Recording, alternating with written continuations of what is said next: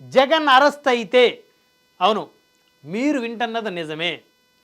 మాజీ ముఖ్యమంత్రి వైకాపా అధినేత వైఎస్ జగన్మోహన్ రెడ్డి అరెస్టుకు రంగం సిద్ధమవుతున్నట్లు స్పష్టంగా కనపడుతుంది.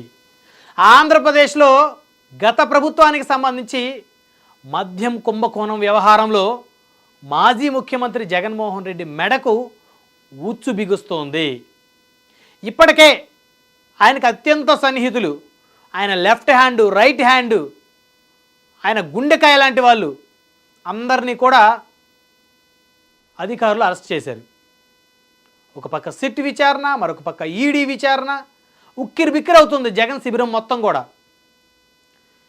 రాజ్ కసరెడ్డిని మొదలుకొని సజ్జల శ్రీధర్ రెడ్డి, తాజాగా నిన్న ధనుంజయ రెడ్డి, కృష్ణమోహన్ రెడ్డిల అరెస్ట్. ఒక్కసారిగా వైసీపీ శిబిరం ఉలిక్కి పడింది. కృష్ణమోహన్ రెడ్డి అంటే జగన్మోహన్ రెడ్డి ఓఎస్డి. గత 5 ఏళ్ల జగన్ పరిపాలనలో కుడి భుజంలో ఉన్నాడు కృష్ణమోహన్ రెడ్డి.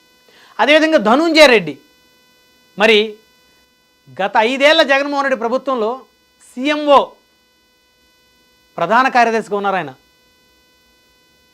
ఐఏఎస్ ఆఫీసర్ ఆయన ధనుంజయ రెడ్డి గారు, ప్రస్తుతం రిటైర్డ్ అయ్యారనుకోండి.